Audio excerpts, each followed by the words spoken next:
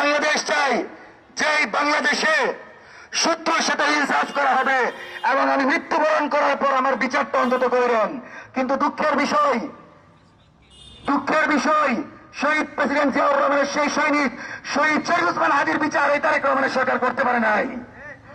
আমরা দ্রুত সময়ের ভিতর এই হত্যাকাণ্ডের বিচার নিশ্চিতের দাবি জানাচ্ছি এবং দ্রুত সময়ের ভিতর ভারত থেকে ফয়সালকে এনে দ্রুত সময়ে বিচার সমাপ্ত করবে বলে সরকার আমরা আশা করছি।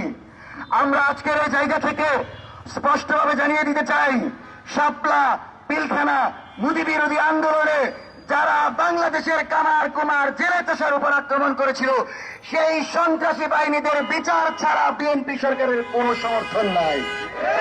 যদি এই সরকার টিকতে চায়, যদি এই সরকার জনগণের মেজরিটি পাওয়ার পর জনগণকে মূল্যায়ন করতে চায়, এই সরকার শহীদ শরীফ ওসমান হাদি হত্যাকাণ্ডের বিচার নিশ্চিত করবে।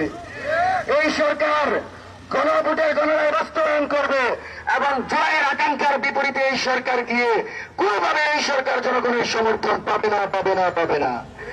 আমরা আশাবাদী, তারেক রহমান চীন সফর করেছেন, সেটাকে আমরা সাধুবাদ জানিয়েছি। তিস্তা চুক্তির ব্যাপারে অগ্রসর হয়েছেন, সেটাকে আমরা সাধুবাদ জানিয়েছি। এখন আপনি জুলাই হত্যাকাণ্ডের বিচার করেন, এখন আপনি হাদি হত্যার বিচার করেন, তবেই আপনি প্রেসিডেন্ট জিয়াউর রহমানের মতো বিপুল সমর্থন পেয়ে বাংলাদেশের ক্ষমতায় থাকতে পারবেন। নচেত যদি সালাউদ্দিন আহমেদেরা কোনোভাবে দিল্লি এজেন্ডা বাস্তবায়ন করতে চাই, জুলাইয়ের প্রতিটি শক্তিকে নিয়ে আমরা মাঠে থাকবো ইনশাল্লাহ। আমাদের পর্যায়ে আমাদের বক্তব্য রাখবেন মঞ্চ 24-এর প্রধান উপদেষ্টা হাসিনুর রহমান। তারপরে একটি ঘোষণা